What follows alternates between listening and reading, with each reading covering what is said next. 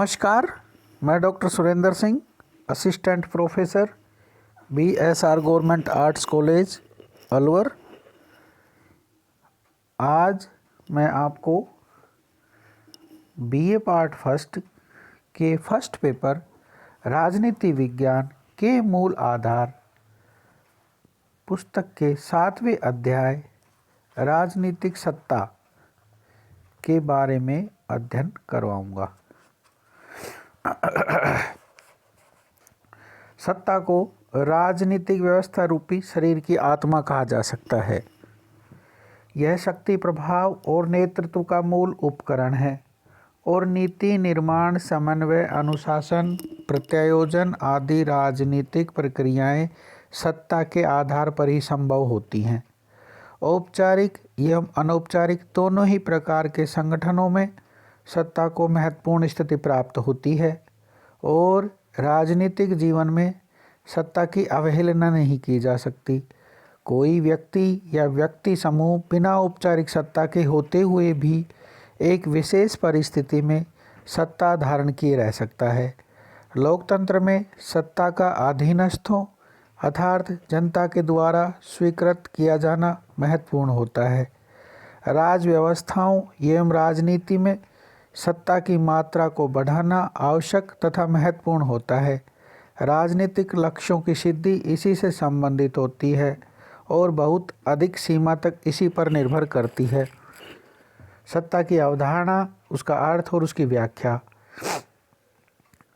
समाज विज्ञानों के अंतर्राष्ट्रीय ज्ञान कोश के अनुसार सत्ता को कई प्रकार से परिभाषित किया जा सकता है।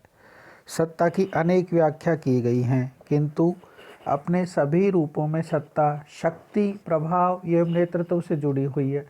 सत्ता की कुछ प्रमुख परिभाषाएं इस प्रकार हैं। बर्स्टेड कहते हैं कि सत्ता शक्ति के प्रयोग का संस्थात्मक अधिकार है, वह स्वयं शक्ति नहीं है।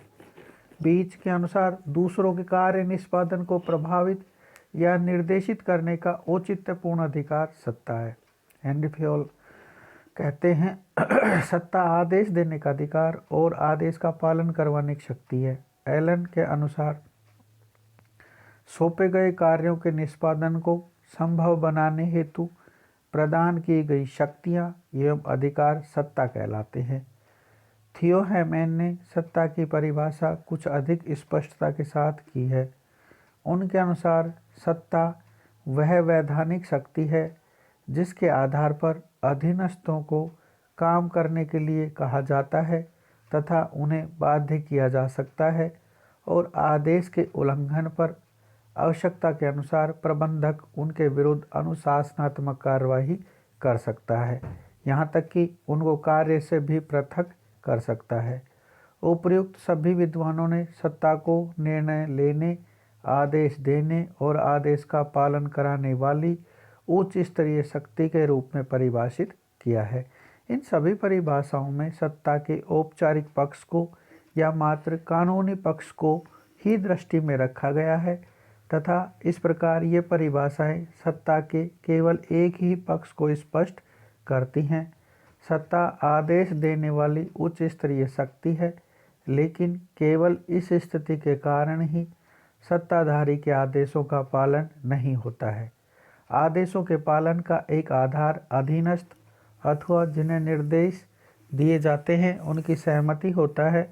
अधीनस्थ जब इस बात को स्वीकार करते हैं कि आदेशों का स्रोत सही या उचित शास्त्रियों के आधार पर नहीं अपितु उचित होने के कारण दूसरे के व्यवहार को अपने अनुकूल बनाकर प्रभावित करने का साधन है। यूनेस्को की एक रिपोर्ट के अनुसार सत्ता वह शक्ति है जो कि स्वीकृत, सम्मानित, ज्ञात एवं औचित्यपूर्ण हो। Mary Parker Follett, Chester Barnard और साइमन आदि विद्वान जिनके द्वारा व्यवहारिक और मनोवैज्ञानिक पक्ष को दृष्टि में रखते हुए सत्ता की व्याख्या की गई है, वे सत्ता के प्रसंग में औचित्य तथा अधीनस्थों की सहमति को अधिक महत्व देते हैं। इन विद्वानों के अनुसार सत्ता आदेश देने वाली उच्च स्तरीय शक्ति और आदेशों का पालन करने वाले अधीनस्थों के बीच सहमति पर आधारित संबंधों को जन्म देती है। इस दृष्टि से साइमन की परिभाषा अधिक महत्वपूर्ण है। उनके अनुसार अधिकार सत्ता, निर्णय लेने तथा अन्य व्यक्तियों की क्रियाओं को मार्गदर्शित करने की शक्ति है। यह दो व्यक्तियों के बीच उच्च अधिकारी एवं अधीनस्थ का संबंध है।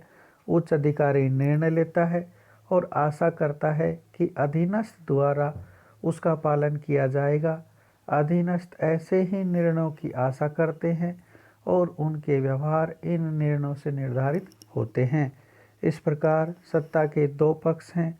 प्रथम, निर्णय लेने और आदेश देने वाली उच्च शक्ति तथा द्वितीय, उच्च शक्ति को प्राप्त अधीनस्थों की सहमति। इन दोनों तत्वों को दृष्टि में रखते हुए अपने शब्दों में सत्ता को इस प्रकार परिभाषित किया जा सकता है।